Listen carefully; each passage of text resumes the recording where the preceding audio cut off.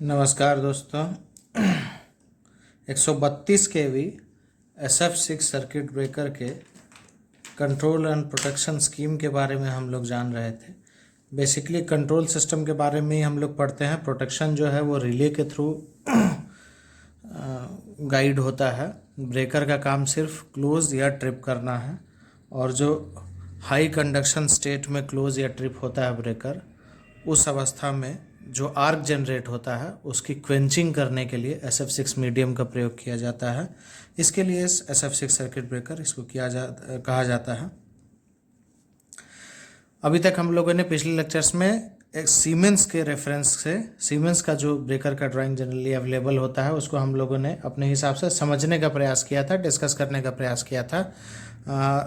आज हम लोग जो है CGL के जो ड्राइंग्स अवेलेबल होते हैं 132 kV ब्रेकर्स के, उसके रेफरेंस को समझते हुए और अपने हिसाब से उसको हम लोग एक बार डिस्कस करने का प्रयास करेंगे कि CGL का जो है 132 kV SF6 सर्किट ब्रेकर का कंट्रोल स्कीमेटिक्स कैसा होता है, कौन कौन से कॉन्टैक्टर लगे होते हैं, कौन कौन से उसके अपने ब्रेकर के कॉइल के प्रोटेक्शन यूनिट्स लगे होते हैं, क्या नॉमेनक्लेचर होता है और कौन कौन से कोड दिए होते हैं, फेरूल्स क्या क्या होते हैं। ब्रेकर का जो इंटरनल वायरिंग है उसको हम लोग समझने का कोशिश करेंगे। Before we begin with the CGL reference, sorry, सबसे पहले हम लोगों को ये देख लेना होगा कि 132 kV ब्रेकर में जनरली दो सेक्शंस में हम लोग देखते हैं, और उन दोनों सेक्शंस के बारे में हम लोग जो चाहते हैं वो इन टॉपिक्स में हम लोग कैटेगराइज करते हैं। क्या? क्लोजिंग सर्किट और ट्रिपिंग सर्किट, दो पार्ट में हम लोग कैटेगराइज करते हैं। क्लोजिंग सर्किट और ट्रिपिंग सर्किट के अंदर जो है कुछ कुछ चीज़ें देखी जाती है। जो कॉमन है वो आमने सामने हम लोगों ने लिख रखी है, और जो कॉमन नहीं है वो भी हम लोगों ने इसमें मेंशन कर रखा है। तो क्या क्या भाई? क्लोजिंग सर्किट के लिए जनरली सिंगल कॉइल का इस्तेमाल, सिंगल क्लोजिंग कॉइल का इस्तेमाल किया जाता है, और ट्रिपिंग सर्किट के लिए दो कॉइल होते हैं। Tripping is always considered more important than closing. Gas pressure interlock दोनों ही सर्किट में अवेलेबल होगा। गैस प्रेशर इंटरलॉक करने का मतलब, अगर गैस का प्रेशर अप्रोप्रिएट नहीं है तो ब्रेकर का ऑपरेशन नहीं होगा। ऑपरेशन नहीं होने का मतलब क्या? ना ब्रेकर क्लोज होगा, ना क्लोजिंग सर्किट एक्चुएट होगा, और ना ही ट्रिपिंग सर्किट एक्चुएट होगा। ठीक है, दैट मीन्स कि गैस प्रेशर अगर अप्रोप्रिएट नहीं है तो गैस प्रेशर अप्रोप्रिएट नहीं होने के केस में क्या होगा? ब्रेकर का कोई भी ऑपरेशन नहीं होगा, क्लोजिंग भी नहीं होगा और ट्रिपिंग भी नहीं होगा। CGL के रेफरेंस के लिए अगर आप लोग देखिएगा तो ब्रेकर्स के स्पेसिफिकेशंस में मेंशन होता है कि अगर लेस देन 6.5 kg पर स्क्वायर सेंटीमीटर है, अगर CGL के केस में, तो ये लॉकआउट का कंडीशन कहलाता है। मतलब अगर CGL के केस में गैस का प्रेशर 6.5 kg से कम हो जाता है तो वैसे केस में जो है ब्रेकर लॉकआउट हो जाता है, और ये ब्रेकर जो है फिर ऑपरेट नहीं करता है। ये ब्रेकर फिर ऑपरेट नहीं करेगा, और वो जो ऑपरेट करने से इसे रोकेगा वो इंटरलॉक क्या होगा? Gas pressure interlock. हम लोग जो है K10 के रूप में गैस प्रेशर मॉनिटर या मल्टीप्लायर को देखे थे हम लोग, गैस डेंसिटी मल्टीप्लायर को देखे थे हम लोग सीमेंस में। K10 नाम से था वो। यहाँ पर क्या नाम रहता है? 63GLX। ये क्या रहता है? जैसे वहाँ K10 मल्टीप्लायर था, वैसे ही ये मल्टीप्लायर है 63GLX। ठीक है, एक्चुअल जो कंपोनेंट होते हैं वो उसके ब्रेकर के बेस बॉक्स में होते हैं, जो मैकेनिज्म का बॉक्स के साथ होता है अटैच्ड बेस बॉक्स, उसमें उसका नाम क्या होता है? 63GA और 63GL। ये दो मेन कंपोनेंट होते हैं, ठीक है ना। और ये जो है मल्टीप्लायर है। जैसे सीमेंस वाले में हम लोगों ने देखा था कि B4 डेंसिटी मॉनिटर स्विच के रूप में दिखाया गया था B4, और उसके बाद जो है K10 उसका मल्टीप्लायर था। मतलब वो कॉन्टैक्ट जो स्टेटस देगा उस स्टेटस को मल्टीप्लाई करके डिफरेंट जगह पर डिफरेंट इंटरलॉक्स में हम लोग इस्तेमाल करेंगे। ठीक है, तो वहाँ जैसे K10 था सीमेंस में, वैसे यहाँ 63GLX होगा। वहाँ जैसे B4 था वैसे यहाँ 63GL होगा। ठीक है, वहाँ B4 से ही अलार्म हो जाता था, यहाँ 63GA सेपरेट कॉम्पोनेंट दिया हुआ है। A for alarm, L for lockout. ठीक है, और GLX मतलब कि लॉकआउट से, ये इससे गाइड होगा लॉकआउट से। X मल्टीप्लायर के सेंस में हम लोग कंसिडर कर सकते हैं, ऐसा कोई स्टैंडर्ड नॉमेनक्लेचर नहीं है, हम लोग याद रखने के लिए कर सकते हैं। X मतलब मल्टीप्लाई करता है, L के कॉन्टैक्ट को मतलब GL के स्टेटस को मल्टीप्लाई करता है। कैसे करता है हम लोग डिटेल में देखेंगे इसको। ठीक है, उसके बाद स्प्रिंग चार्ज इंटरलॉक, ये क्या होता है, स्प्रिंग अगर चार्ज होगा तभी क्लोजिंग सर्किट चलेगा, लेकिन ट्रिपिंग सर्किट में ऐसा कुछ भी नहीं होता है। ट्रिपिंग सर्किट को स्प्रिंग चार्ज से मतलब नहीं है, क्यों?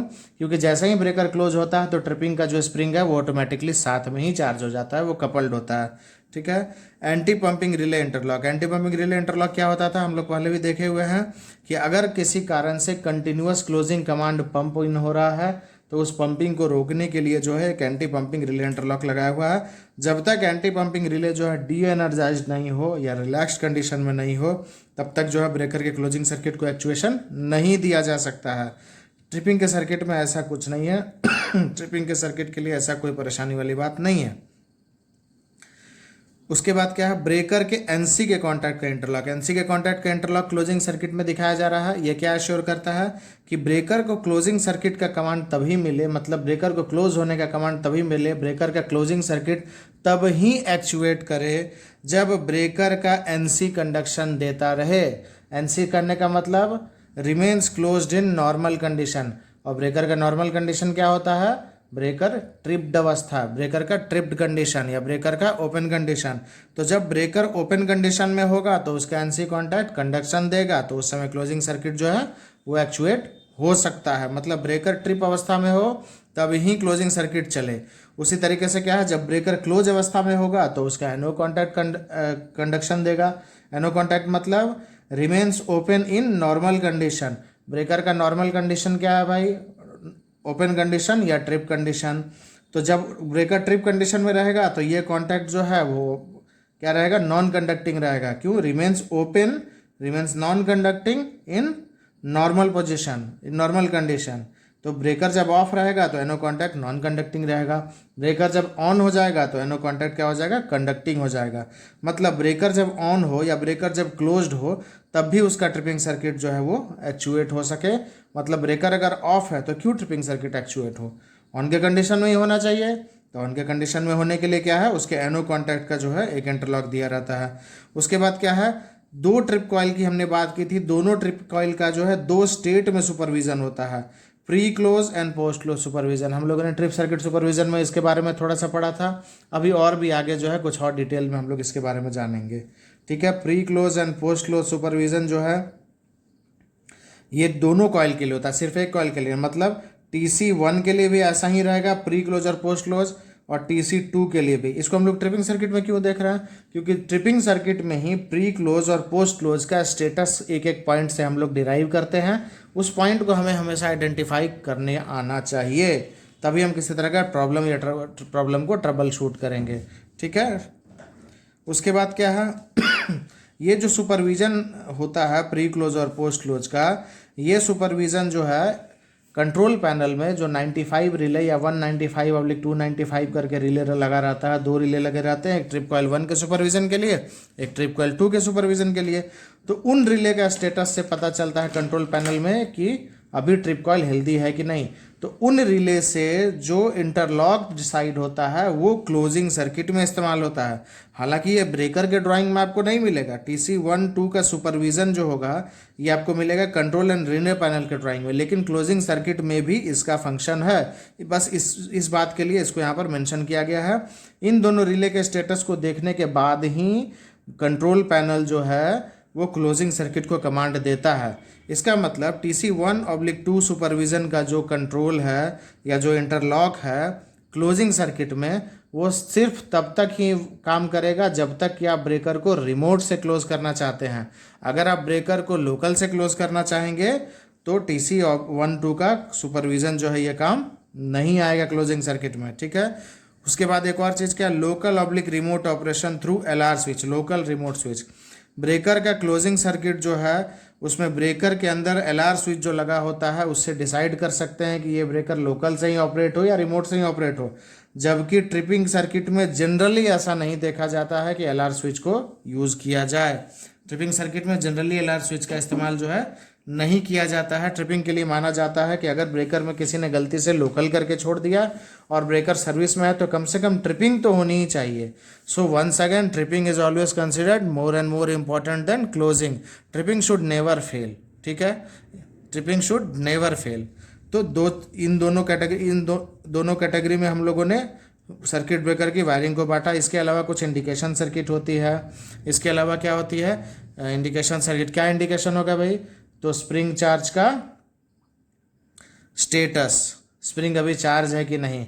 गैस प्रेशर का स्टेटस, गैस प्रेशर अभी ठीक है कि नहीं, क्या गैस कम है, क्या रिफिल करने की ज़रूरत है, या गैस इतना कम हो गया है कि लॉकआउट की कंडीशन आ गई है, ब्रेकर ऑपरेट नहीं कर पाएगा। उसके बाद और क्या स्टेटस हो जाएगा, ब्रेकर अभी क्लोज है कि नहीं, ब्रेकर अभी ट्रिप कंडीशन में है कि नहीं। इन सब जानकारियों को लेने के लिए क्या होता है, वो स्टेटस इस्तेमाल होता है। तो हम लोग उस तरीके से इसको देखेंगे, ठीक है। अब देखिए एक एक करके देखेंगे, पहले जो है क्लोजिंग सर्किट, फिर ट्रिपिंग सर्किट, ऐसे करके देखेंगे, ठीक। तो चलिए, क्लोजिंग सर्किट थोड़ा सा बड़ा रहता है, इसमें इंटरलॉक्स थोड़े से ज़्यादा होते हैं, क्योंकि क्लोजिंग करने से पहले ऑब्वियस है कि आप किसी सिस्टम को ऑपरेशन में डाल रहे हैं, किसी सिस्टम को आप कमीशन कर रहे हैं, तो आपको ज़्यादा सावधानियाँ बरतनी होती है। तो CGL में के ब्रेकर का हम लोग अभी रेफरेंस ड्राइंग इस्तेमाल करेंगे। ये रेफरेंस ड्राइंग हम लोग CGL के स्कीम पर किसी तरह का कमेंट नहीं इसमें हम लोग करेंगे। हम लोग जो है अपने हिसाब से इसको समझने की कोशिश करेंगे कि ये जो है किस तरीके से काम करता होगा, ठीक है। ये हम लोग अपने हिसाब से समझने, सोचने या डिस्कस करने की कोशिश करेंगे।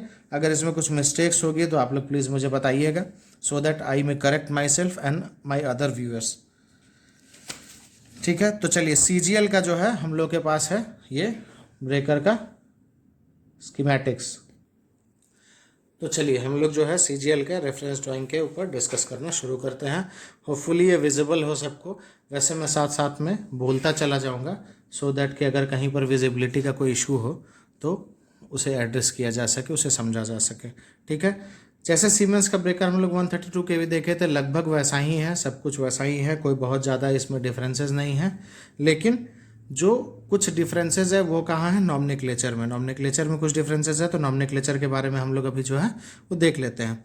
वहाँ पर हम लोग के पास में सीमेंस वाले ब्रेकर में क्या था कि 2 सोर्स हमने दिखाया था, ठीक है ना। 2 सोर्स दिखाया था, सोर्स 1 और सोर्स 2। याद कीजिए, F19 F21 करके 2 MCB के थ्रू 2 सोर्स हम लोग कंट्रोल करते थे ब्रेकर के सप्लाई के लिए। लेकिन यहाँ पर क्या है, एक ही सोर्स है 220/250 वोल्ट का। इस पर्टिकुलर ड्राइंग के हिसाब से जो ब्रेकर डिज़ाइन है उसमें 220/250 वोल्ट DC का यूज़ किया गया है। कंट्रोल वोल्टेज के बारे में कंफ्यूजन करने की कोई बात नहीं। कंट्रोल वोल्टेज आप 48 वोल्ट रखना चाहते हैं वो रख सकते हैं, 220 वोल्ट रखना चाहते हैं वो रख सकते हैं, AC रखना चाहते हैं नहीं होगा, DC रखना चाहते हैं वो, क्योंकि DC जो है बैटरी से बैकड अप होता है, कंट्रोल कभी फेल नहीं होना चाहिए, ठीक है। लेकिन क्या होता है कि अगर आप 220 वोल्ट रख रहे हैं तो इसमें जो भी स्विचेस लग रहे हैं उनका इंसुलेशन लेवल 220 वोल्ट के लिए होना चाहिए। जो भी कॉन्डक्टर्स लग रहे हैं उनका इंसुलेशन लेवल 220 वोल्ट के लिए, और करंट कैरिंग कैपेसिटी उसी वोल्टेज के अकॉर्डिंग होनी चाहिए, ठीक है। तो ये चीज़ बस ध्यान रखना है। इसलिए डिज़ाइनर जो है 220 वोल्ट या फिर 48 वोल्ट या फिर 110 वोल्ट पे भी कुछ इंडस्ट्रीज़ में इस्तेमाल होते हैं, वो सारा चीज़ कर सकते हैं, ठीक है ना। डिज़ाइनर के ऊपर डिपेंड करता है।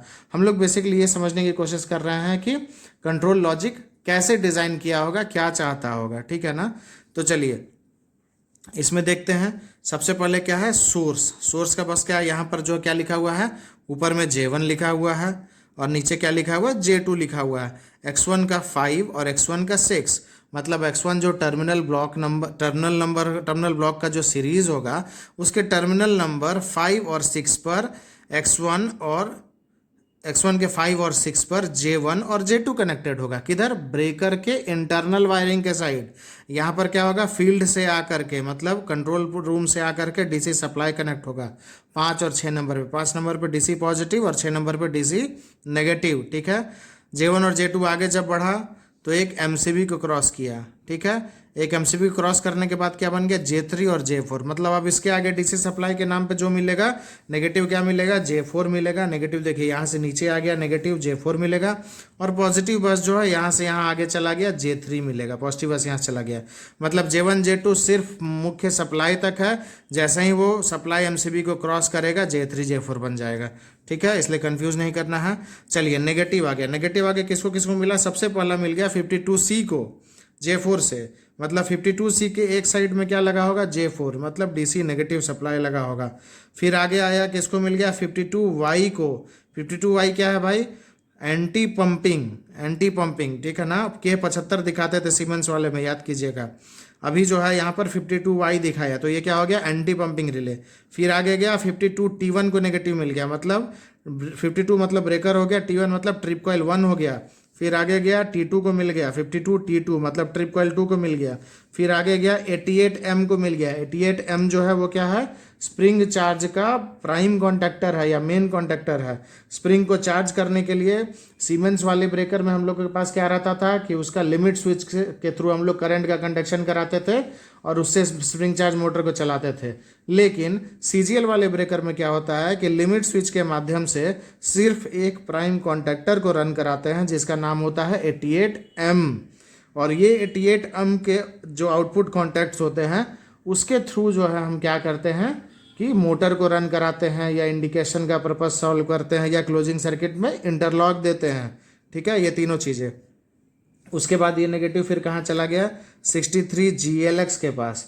63GLX मतलब क्या बताए थे अभी कि जो गैस प्रेशर मेजर करता है वो क्या कंपोनेंट होता है, 63GL। 63GL के स्टेटस को लेकर के जो कॉन्टैक्टर उसके स्टेटस को लेकर के मल्टीप्लाई करता है। कैसे मल्टीप्लाई करता है भाई, तो 63GLX एक सिंपल सा कॉन्टैक्टर है। वो क्या करेगा, जब 63GL से स्टेटस उसको मिलेगा तो नेगेटिव पहले से सप्लाइड है, पॉजिटिव यहाँ से मिलेगा, पिकअप हो जाएगा। जब ये पिकअप हो जाएगा तो इसके कॉरेस्पॉन्डिंग जो आउटपुट NO या NC कॉन्टैक्ट होंगे वो इसके स्टेटस को बता देंगे। कहाँ बता देंगे, क्लोजिंग सर्किट या ट्रिपिंग सर्किट में। ठीक, उसके बाद फिर ये नेगेटिव आगे बढ़ा, कहाँ चला गया भाई, LED इंडिकेशन में। LED इंडिकेशन क्या है, ये रेड कलर का है, रेड कलर का है। अगर यहाँ नहीं भी पढ़ पा रहे हैं, RL लिखा हुआ है रेड LED तो भी कोई बात नहीं है, X1 X2 लिखा हुआ है क्या, LED जो है वो LED है तो उसके लिए डायोड का डायरेक्शन चाहिए, किधर पॉजिटिव किधर नेगेटिव। LED अगर उल्टा लगा देंगे आप तो वो डायोड है, यूनि डायरेक्शनल, उसमें करंट फ्लो पॉसिबल है, तो LED उल्टा लगा देंगे तो नहीं चलेगा। तो X2 जो है नेगेटिव वाला पार्ट है, डायोड का सिंबल भी यहाँ दिख रहा होगा, तो X2 नेगेटिव का जो पार्ट है इस जगह पर जो होगा नेगेटिव J4 से दिया गया। उसी तरीके से GL लिखा है ग्रीन LED मतलब ओपन के लिए। अगर यहाँ नहीं भी पढ़ पाते हैं तो भी कोई बात नहीं, क्यों, इसके ऊपर यहाँ NC कॉन्टैक्ट आपको दिख रहा है, NC कॉन्टैक्ट से जो होकर आएगा वो क्या होगा, ग्रीन LED। क्यों, क्योंकि NC कॉन्टैक्ट कब कंडक्ट करता है, जब ब्रेकर ट्रिप अवस्था में हो। अगर ब्रेकर ट्रिप अवस्था में हो तो उसका NC कॉन्टैक्ट कंडक्ट कर रहा है, दैट मीन्स कि यहाँ से इसको पॉजिटिव आ रहा है, नेगेटिव परमानेंट है तो ग्रीन LED जल उठेगा। उसी तरीके से ये NO कॉन्टैक्ट के थ्रू है। NO कॉन्टैक्ट कब कंडक्ट करेगा, जब ब्रेकर क्लोज्ड अवस्था में हो। अगर ब्रेकर क्लोज्ड अवस्था में है तो पॉजिटिव जो है इसके थ्रू आ जाएगा और नेगेटिव परमानेंट मिल रहा है तो रेड LED जल जाएगा। ठीक है, तो ये तो सिंपल हो गया आपको ब्रेकर का स्टेटस को। ये जो ऊपर से सब जगह पर हम लोगों ने बात कर ली, ये क्या, यही वही J3 है जो यहाँ से चला था, ये वही J3 है। ठीक है, ये J3 क्या है, ये वहाँ से चला था वही है। तब 2 LED हमने देखा, चलिए इसको देखते हैं 63GLX के बारे में। 63GLX क्या बताया था कि कॉन्टैक्ट मल्टीप्लायर है। तो क्या देखना था, 63GLX को, 63GLX को हम लोग देख रहे थे। हाँ, क्या था भाई, नेगेटिव पहले से मिला हुआ है और पॉजिटिव जो है कंडीशनल है। J3 परमानेंट पॉजिटिव है, क्यों, यहाँ MCB के बाद से इसमें परमानेंट पॉजिटिव आ रहा है। और इस GLX के पास जो पॉजिटिव पहुंचना है वो कंडीशनल है। कैसे कंडीशनल है भाई, 63GL एक कंपोनेंट है, उसका NO नेचर के स्विच के थ्रू आ रहा है। मतलब 63GL का जो NO कॉन्टैक्ट है, जब ये कंडक्शन का परमिशन देगा तब ही 63GLX एक्चुएट करेगा। ठीक है, 63GLX क्या करेगा भाई, तभी एक्चुएट करेगा जब 63GL का NO कॉन्टैक्ट। अब 63GL क्या बताए थे कि लॉकआउट वाला जो है ये लॉकआउट वाला जो है ये फंक्शन परफॉर्म करता है। भाई लॉकआउट कब करेगा, ऐसा तो नहीं कि हमेशा लॉकआउट करते चलेगा, बेवजह का लॉकआउट कर देगा, नहीं ऐसा नहीं। लॉकआउट कब करेगा ये, जब प्रेशर एक डिज़ायर्ड लेवल से कम होगा। तो 63GL के बारे में हम लोग समझते हैं कि 63GL क्या करेगा, कब लॉकआउट करेगा, जब प्रेशर एक लेवल से, किस लेवल से, इस ड्राइंग में और इसके स्पेसिफिकेशन में जैसा है। तो 63GL का NO कॉन्टैक्ट पहले समझते हैं, NO कॉन्टैक्ट और NC कॉन्टैक्ट। ठीक है, तो जब 63GL जो है वो डी एनर्जाइज्ड रहेगा, जब 63GL डी एनर्जाइज्ड रहेगा तो क्या रहेगा, इसका नॉर्मल कंडीशन होगा, ये इसका नॉर्मल कंडीशन होगा। तो NO कॉन्टैक्ट क्या करेगा, नॉट कंडक्टिंग। NO कॉन्टैक्ट क्या करेगा, नॉट कंडक्टिंग। और NC कॉन्टैक्ट क्या करेगा, कंडक्टिंग। NC कॉन्टैक्ट क्या करेगा, कंडक्टिंग। ठीक, और जब यही जो है एनर्जाइज्ड हो जाए या पिकअप हो जाए, जब यही जो है एनर्जाइज्ड हो जाए या पिकअप हो जाए, तो यानी यही एनो कॉन्टैक्ट क्या करने लगेगा, कंडक्ट करने लगेगा। यही एनो कॉन्टैक्ट क्या करने लगेगा, कंडक्ट करने लगेगा। और जो एनसी कॉन्टैक्ट अभी तक कंडक्ट कर रहा था वो अब क्या हो जाएगा, नॉट कंडक्टिंग हो जाएगा। मतलब अब ये कंडक्टिंग जो है, ये कंडक्शन जो है अब नहीं करेगा। तो इस जो CGL के ड्राइंग में क्या है कि अगर 6.5 kg पर स्क्वायर सेंटीमीटर से प्रेशर कम होता है, इससे अगर प्रेशर कम हो जाता है तो क्या होता है, वो लॉकआउट का कंडीशन होता है। मतलब कि अब जो है ब्रेकर को लॉकआउट कर दिया जाए, ब्रेकर को अब ऑपरेट करने का परमिशन ना दिया जाए, ठीक है ना। तो लॉकआउट का कंडीशन मतलब 6.5 kg पर स्क्वायर सेंटीमीटर से जब प्रेशर ज़्यादा होगा, जब प्रेशर जो है, गैस का प्रेशर जो है वो ग्रेटर देन 6.5 kg पर सेंटीमीटर स्क्वायर से ज़्यादा होगा, तो उस समय में क्या रहेगा, ये पिक्ड अप होगा, मतलब परमिट करेगा, ये पिक्ड अप होगा। मतलब इसका एनो जो है वो कंडक्टिंग होगा। एनर्जाइज्ड के बगल में हम क्या लिख देते हैं, पिक्ड अप भी लिख देते हैं, पिकअप कंडीशन है। तो एनो क्या होगा, कंडक्टिंग होगा। मतलब प्रेशर अगर 6.5 kg वाले लेवल से ज़्यादा है तो ये पिकअप है। जैसा ही ये पिकअप होगा तो इसका एनो क्या करेगा, कंडक्टिंग करेगा, कंडक्टिंग हो जाएगा। मतलब ये GLX, मतलब अगर प्रेशर 6.5 kg से ऊपर चल रहा है तो ये जो है पिकअप हो जाएगा, ठीक है। और अगर प्रेशर 6.5 kg से नीचे चला गया तो ये पिकअप नहीं रहेगा। क्यों, क्योंकि ये एनो जो है कंडक्शन बंद कर लेगा, ठीक है। अब क्या होता है कि जब ये एनो कंडक्शन बंद कर लिया और ये पिकअप नहीं है, तो इसका मतलब क्या हो गया भाई कि अब ये लॉकआउट की अवस्था है। तो ये तो ऑपरेशन को रोक दिया, लेकिन यूजर को कैसे पता चलेगा भाई कि लॉकआउट का ये पर कंडीशन है। तो क्या होगा भाई कि 63 GLX जो कि अभी तक कमांड ले रहा था 63GL से, जो कि अभी तक कमांड ले रहा था 63GL से, इसको ऐसा बनाते हैं 63GLX हो गया, इसके पास परमानेंट नेगेटिव दे दिए, ठीक है। और इसको कहाँ से मिल रहा था, एक एनो कॉन्टैक्ट, किसके एनो कॉन्टैक्ट से, 63GL के एनो कॉन्टैक्ट से पॉजिटिव मिल रहा था। तो जैसे ही इसको पॉजिटिव मिलेगा तो इसके भी कुछ आउटपुट कॉन्टैक्ट हो जाएंगे भाई। अब इसके जो आउटपुट कॉन्टैक्ट होंगे वो क्या होंगे, कुछ एनो होंगे, कुछ एनसी होंगे। 2 एनो बना दिया, एक एनसी बना दिया। चलिए, तो जब ये पिकअप कंडीशन में होगा तो ये सारे एनो कंडक्टिंग है, ठीक है। तो क्या करेंगे कि एक को क्लोजिंग सर्किट में डाल दिए, क्लोजिंग सर्किट में डाल दिए इसके एनो कॉन्टैक्ट को। उससे क्या फ़ायदा होगा भाई कि जब ये पिकअप होगा तभी क्लोजिंग सर्किट एक्चुएट कर पाएगा। एक को क्या डाल दिए, ट्रिपिंग सर्किट में डाल दिए। अब ट्रिपिंग सर्किट एक नहीं होता है, 2 होता है, तो ट्रिपिंग सर्किट 1 कर दीजिए और एक और एनो कॉन्टैक्ट डाल करके ट्रिपिंग सर्किट 2 कर दीजिए, ठीक है। तो 2 है तो दोनों के लिए 2 एनो कॉन्टैक्ट यहाँ हो गया, एक क्लोजिंग सर्किट के लिए एनो कॉन्टैक्ट। इसका एनसी कॉन्टैक्ट कब काम करेगा भाई, जब ये पिकअप रहेगा तो एनो काम करेगा, जब ये नहीं पिकअप रहेगा, मतलब कि जब नहीं पिकअप है तो प्रेशर 6.5 kg से कम है, मतलब लॉकआउट कंडीशन है, तो ये क्या हो जाएगा, एनंसिएशन फॉर लॉकआउट। जो लॉकआउट का एनंसिएशन फेशिया में दिया रहता है या कुछ कुछ कंट्रोल पैनल्स में बल्ब के थ्रू दिया रहता है, तो उसमें इसको इस्तेमाल कर देंगे। उसमें इसको इस्तेमाल कर देंगे मतलब क्या कि ये यहाँ से चला जाएगा कंट्रोल पैनल में, और जो एनंसिएशन का फेशिया है, एनंसिएशन का फेशिया है, या मान लीजिए कि एनंसिएशन का फेशिया में जो है वहाँ से एक कॉन्टैक्ट आता है कॉमन वाला L0 बोल करके, और सपोज एनंसिएशन फेशिया, सपोज उस पैनल में जो है लॉकआउट का जो एनंसिएशन फेशिया है वो L311 से है, तो L311 से मान लेते हैं, तो ये क्या हो जाएगा, लॉकआउट का जो फेशिया है, सॉरी L311 यहाँ होगा, L311, ठीक है। और इसके पास जो नेगेटिव या दूसरा सप्लाई रहता है वो पहले से एनंसिएशन फेशिया में मिला रहता है। तो मतलब क्या करेंगे कि अगर एक बल्ब है फेशिया के जैसा ही माने, और हम चाहते हैं कि हम इसको जो है हम इस फेशिया को चलाएं, तो इसमें से क्या निकलता है, एक इसका रिसीविंग सप्लाई और एक L0 बन के निकलता है, L0 बन के निकलता है। तो इसको हम क्या करेंगे, ला करके एनसी कॉन्टैक्ट से जोड़ देंगे। एनसी कॉन्टैक्ट किसका होगा, सॉरी, इसको ला करके हम क्या करेंगे, ये फेसिया है लॉकआउट का, इसका L0 यहाँ से निकला, ये L311 है सपोज किसी पर्टिकुलर केस के लिए। तो क्या करेंगे, ला करके एनसी कॉन्टैक्ट जोड़ देंगे, किसके एनसी कॉन्टैक्ट से, 63GLX। मतलब 63GLX जैसा ही डी एनर्जाइज होगा, एनसी कॉन्टैक्ट कंडक्ट कर जाएगा और कंट्रोल रूम में ये जो फेशिया है ये ग्लो कर जाएगा।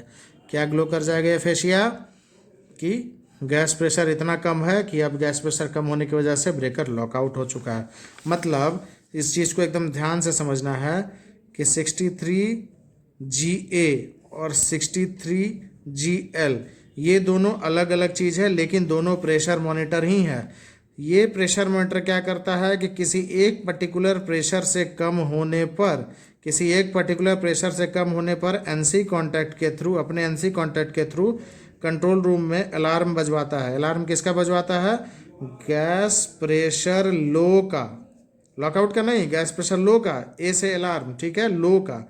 और ये क्या करता है? अपने एनो कॉन्टैक्ट के थ्रू जो है वो GLX को एनर्जाइज कराता है।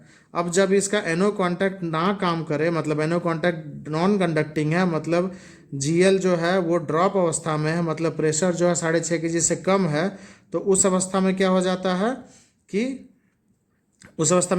है कि 63GL का एनसी कॉन्टैक्ट जो है, 63GL का एनसी कॉन्टैक्ट जो है कुछ कुछ स्कीम में लॉकआउट में इस्तेमाल किया जाता है, लॉकआउट के एनंसिएशन में कुछ कुछ स्कीम में, लेकिन मैक्सिमम जगह 63GL के एनसी कॉन्टैक्ट को यूज करने के बजाय 63GLX के एनसी कॉन्टैक्ट को यूज कर लिया जाता है। अब जो ये GLX है वो खुद ही 63GL से चल रहा है, मतलब डायरेक्टली काम ना करके GLX को अपने एक सिपाही के रूप में रखा और अपने सिपाही से ये लॉकआउट के एनंसिएशन का काम कराया। यही सिपाही जो है वो इंटरलॉक का भी काम कर रहा था, क्लोजिंग सर्किट में इंटरलॉक, ट्रिपिंग सर्किट 1 में इंटरलॉक, ट्रिपिंग सर्किट 2 में इंटरलॉक, और यही सिपाही जो है एनंसिएशन लॉकआउट का भी काम कर रहा था। एनंसिएशन लॉकआउट, एनंसिएशन जो गैस प्रेशर लो होने पर लॉकआउट के लिए दिया जाता है उसका भी काम कर रहा था। ठीक है, चलिए फिर से वापस ड्राइंग पे चलते हैं हम लोग। 63GA, 63GL और 63GLX, इन तीनों के बारे में हम लोगों ने अभी देख लिया।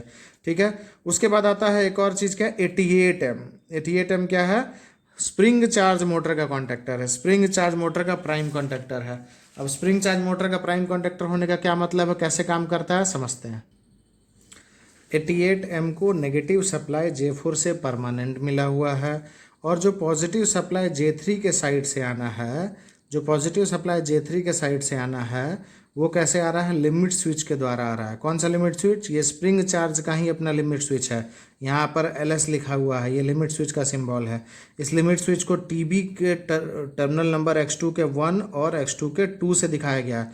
मतलब लिमिट स्विच जो है उसमें जाकर के डायरेक्टली वायरिंग नहीं की है कंपनी वालों ने। कंपनी वालों ने क्या किया है कि लिमिट स्विच की वायरिंग X2 के 1 और 2 नंबर पर ले आई है, और वहाँ पर आप एक साइड से पॉजिटिव दे दीजिए, मतलब J3 परमानेंट पॉजिटिव कनेक्ट कर दीजिए, X2 के 1 पर यहाँ किया गया है, और दूसरे साइड से जो वायर निकले X2 के 2 पर वो 88M कॉन्टैक्टर के A1 पॉइंट पर पिकअप के लिए दे दीजिए। ठीक है, 88M कॉन्टैक्टर के A2 पॉइंट पर जहाँ नेगेटिव सप्लाई चाहिए वहाँ परमानेंट नेगेटिव J4 के माध्यम से दे दीजिए।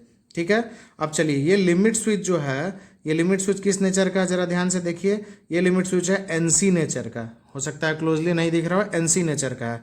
NC नेचर का मतलब ये लिमिट स्विच कब कब काम करेगा, चलिए इसको एक बार देखते हैं, और 88M कब कब एक्चुएट रहेगा और एक्चुएट करके क्या कर पाएगा।